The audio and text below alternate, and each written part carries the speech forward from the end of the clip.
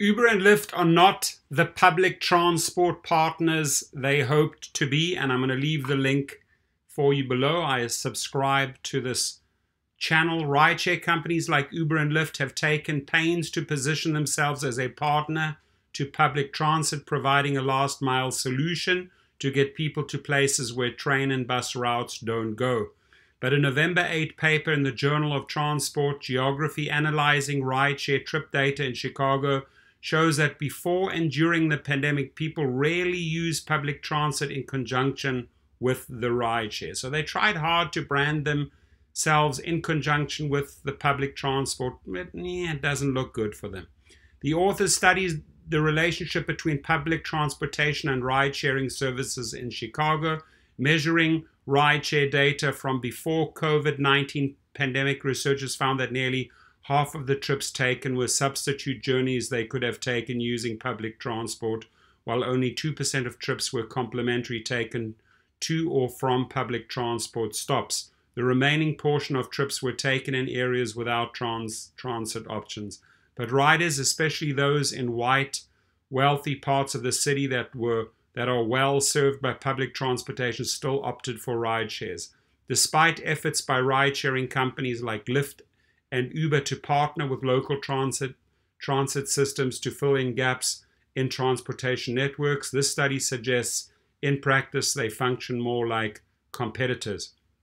Rideshare as complement and competitor. Multiple studies have linked the arrival of rideshare companies to a decrease in bus and light rail ridership, but from the start, Uber and Lyft have insisted that they are natural complement to public transport. In February of 2021, Uber's head of strategy and planning, Ivan Myhoff, told courts, "We start to see a future where public transportation is much more of a public-private partnership, but agencies are the ones with that in control. We're just improving their toolbox." With both companies have formed partnerships with local transit authorities to integrate ride shares into trip planner platforms alongside rail and buses, and offer subsidized ride programs to connect people from their homes to transit stops. Lyft reports that in October of 2021, 40,000 people in Chicago made use of the integrated transit planner function in its app. Uber has partnerships with hundreds of transit agencies in the United States and recently started a pilot program in Berlin and Munich to offer flat fee rides from U-Bahn terminals.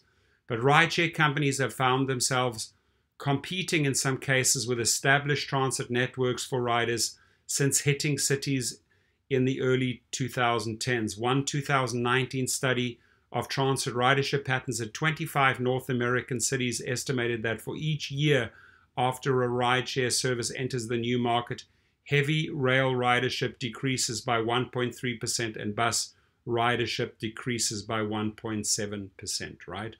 Making public transit a viable option. Because the study only looked at riders' habits in one city, it's difficult to say what it means for the relationship between transit and rideshare elsewhere. Uber and Lyft both say that they are committed to being part of a larger network of transportation options for riders across the cities.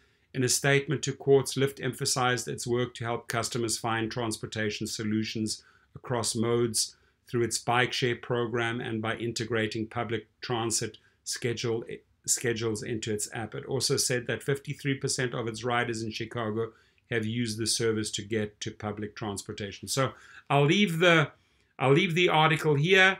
In response to the study, an Uber spokesman pointed to findings showing rideshare's ability to serve areas where transit isn't available and called on the city of Chicago to expand transit offerings. So check it out.